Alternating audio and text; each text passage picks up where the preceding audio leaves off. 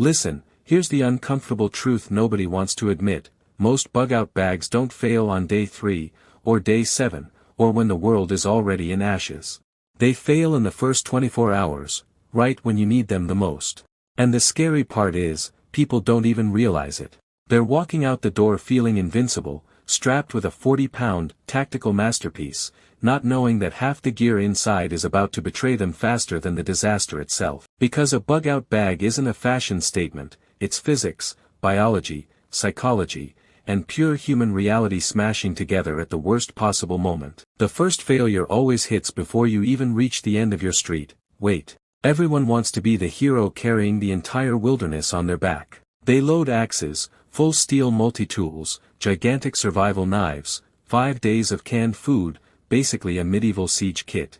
But here's what actually happens. Your legs burn, your breathing spikes, your heart rate jumps into the red zone, and within 40 minutes you're slower, clumsier, and easier to injure. The human body burns energy fast when overloaded. Your quads start shaking, your shoulders get pinched, and suddenly you're making micro mistakes. That's why trained soldiers limit ruck weight to the absolute essentials, because mobility beats gear every time. A bug-out bag should feel like an extension of you, not a punishment for your optimism. Drop the fantasy loadout, keep only what your body can actually outrun danger with. The next failure hits when people realize their gear assumes perfect weather. Most bags are designed like the apocalypse is happening on a sunny Saturday afternoon. Listen, if your shelter plan is, "I'll set up a tarp," good luck doing that in 40 km/h winds with freezing rain turning your hands numb. Most hypothermia cases in survival situations happen above freezing because wet plus wine strips heat off your body faster than you can replace it.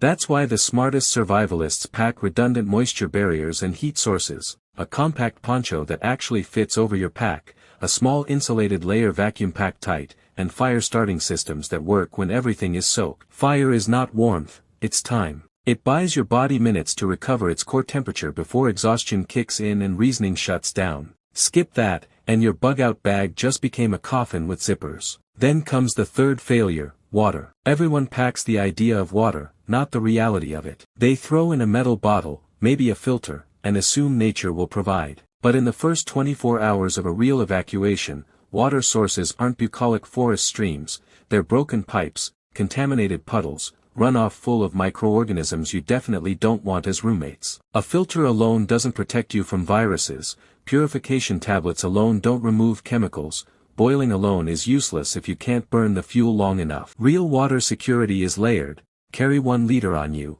another ½ liter cached in the pack, a filter that handles bacteria, and purification tablets for viruses and unknowns. And here's the trick: drink early. Dehydration isn't something you deal with later. It quietly shuts down judgment, and judgment is the only reason you survive. This section is based on practical field survival experience rather than formal academic sources.